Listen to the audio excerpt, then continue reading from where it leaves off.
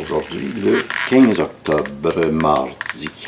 Il est environ 10h30, 12h30, 11h. Contrairement à ce que j'avais dit, aujourd'hui, je vais enlever la petite capote de surface ici de la caisse.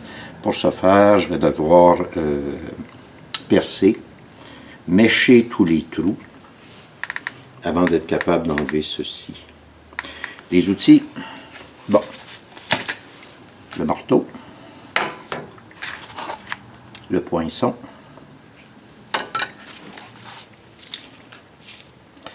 du papier sablé pour être capable de gratter un peu la surface. Ici, j'ai une mèche, une bonne vieille mèche standard. Je me suis rendu compte que le poinçon, même si ça va très bien, c'est pas suffisant, ça n'empêche pas mon outil de coupe de giguer sur le trou. Et une fois que ceci est fait, on va y aller avec le marteau pneumatique. Pourquoi est-ce que j'ai pas utilisé ceci lorsque j'ai enlevé la surface sur les nouveaux bas de caisse? Tout simplement parce que cet outil-ci est vraiment très puissant. Donc, il suffit que je me déplace un tout petit peu, puis ça y est, je viens de couper la tôle que j'ai ici. Donc, étant donné que je voulais la garder intacte, c'est la raison pour laquelle je n'ai utilisé qu'un tournevis. Bon, on va arrêter de placoter et go, on s'y met.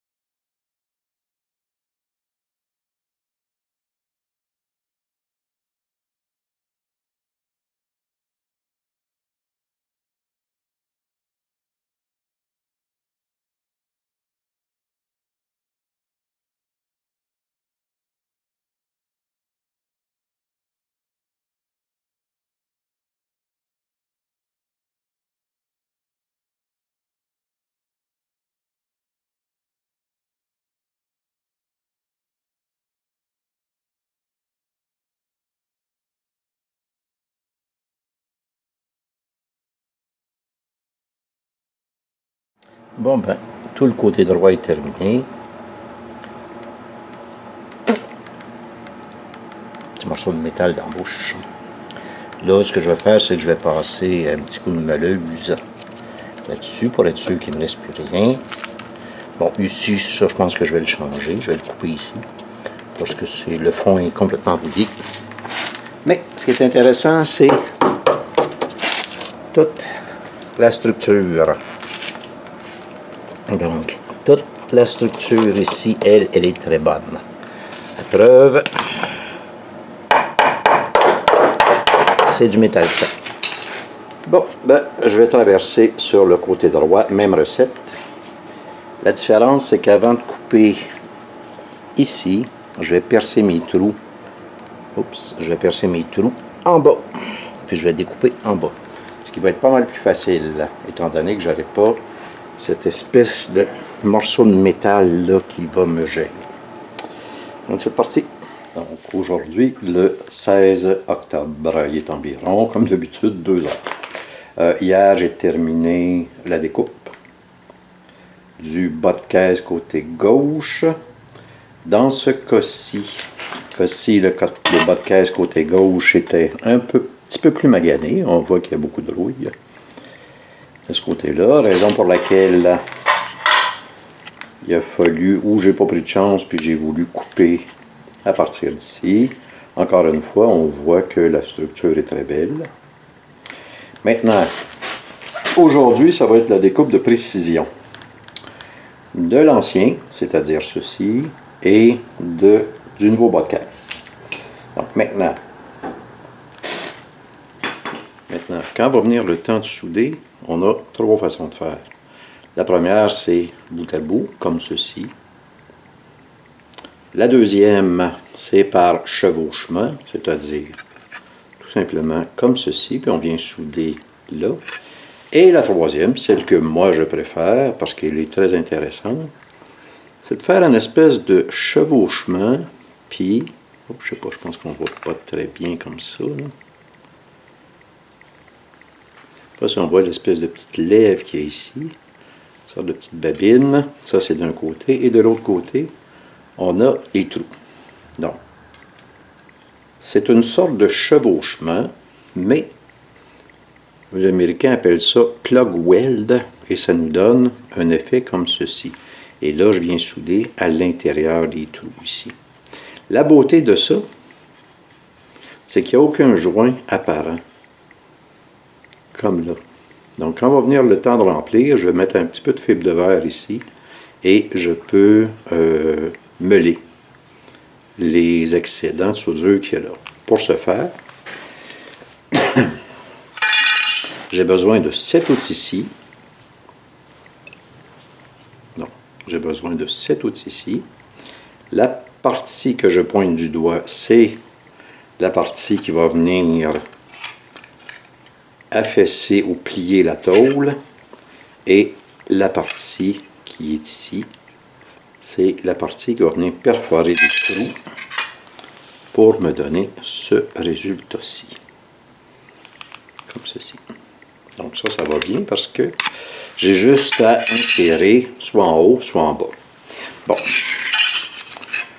La petite bavette pour la faire. La bavette fait 7/16. 7/16e de pouce, comme ceci. Oups, ça serait plus comme ceci. Bon. La bavette fait 7/16e de pouce. Ici. Et ben, les trous vont suivre. Les trous suivent, c'est pas mal le même poinçon qu'il y a au bout. Ce qui signifie que je dois découper par rapport au rebord, la partie pliée, je dois me découper. Donc, si je veux laisser 1/4 de pouce par rapport au rebord, plus 7/16e de pouce de pliage, donc je dois me laisser en fait à peu près 3/4 ou 11/16. Donc, je dois trouver un moyen de couper à exactement 11/16 par rapport à la bavette ou par rapport au dessus. Ce que j'entends par le dessus, c'est ceci. Donc, il faut ici que j'ai 11/16. Donc, 1/4 à partir du haut, plus 7/16 pour l'outil. Bon ben, je m'exécute. Là, il faut que je trouve un moyen de bien mesurer, d'avoir une bonne référence, puis bien mesurer, ensuite marquer et ensuite couper. Je m'exécute.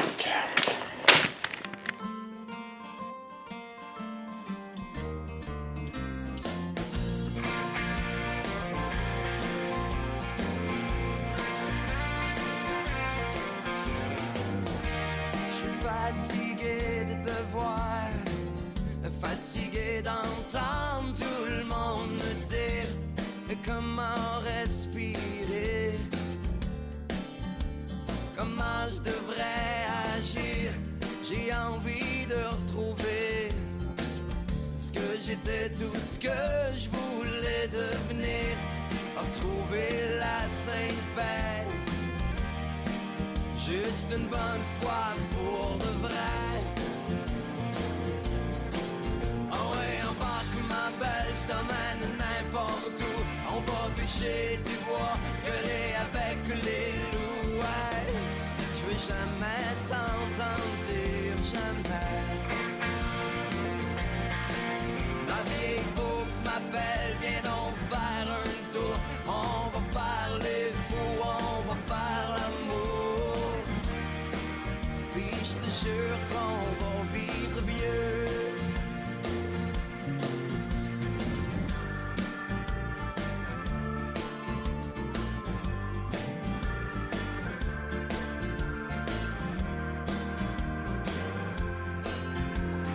Prochaine étape, ça va être bien sablé. Ici, juste une portion de la surface pour que je puisse marquer. Là, je vais avoir un quart de pouce. Je sable ceci et je marque. Jusqu'à temps qu'on trouve le bout, on va se creuser un trou. Perdu quelque part au bout du monde, on n'aura pas d'argent. On fera pousser des enfants. Ah ouais, embarque ma belle, je t'emmène n'importe où. On va bûcher du bois, gueuler avec les loups. Ouais, je veux jamais t'entendre dire jamais. Ma vieille bourse m'appelle, viens donc faire un tour.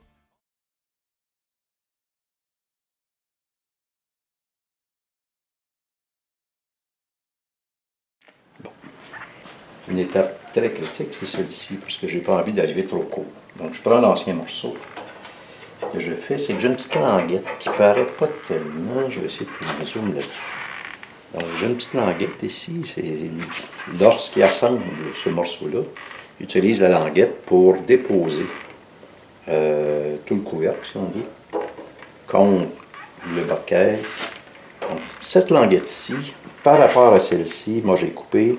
J'ai un trou qui est visible et j'ai coupé un autre trou. Donc, ce que je vais faire, c'est que je vais me laisser un quart de pouce par rapport à cette languette-ci, par rapport au trou.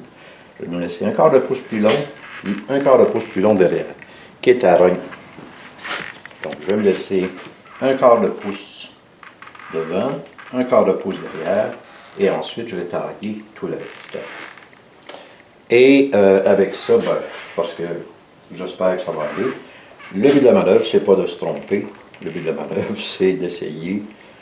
C'est préférable de rogner et de prendre du temps pour rogner et d'arriver juste que d'arriver trop court. Le cas échéant, je suis obligé de mettre une languette de métal en dessous, souder la languette, souder ma pièce. Bref, c'est du tapage. OK. Ah, et l'autre chose aussi, c'est qu'ici en haut, là, c'est sablé, c'est gratté. Là, je vais me laisser, par rapport au rebord, un quart de pouce. Et je vais couper. Donc, ce qui devrait me donner assez de lèvres pour être capable de me superposer sur l'autre partie. Bon, je m'y mets. Bon, le tout est marqué. Espérant que je ne me suis pas planté. On voit les petites bandes bleues qu'il y a ici. J'ai utilisé une sorte de gabarit, autant horizontal que vertical. Et là, je l'avoue, je tombe un petit peu nerveux. Ça, c'est la partie. Ça, c'est la deuxième partie qu'on voit ici. On a l'impression qu'il y a une sorte de parallaxe, mais c'est un effet d'optique. En tout cas, j'espère que c'est un effet d'optique. OK, je m'y mets puis je coupe.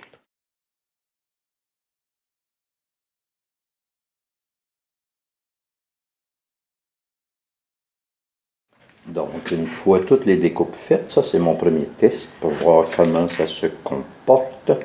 Et je l'avoue, honnêtement, c'est particulièrement bien. Tout ce qui va me rester à faire, ce sera de... Donc, tout ce qui me restera à faire, ce sera de bien couper ici, bien couper là. Mais dans l'ensemble, j'avoue que je suis très, très, très content. Et ça arrive vraiment, vraiment très bien.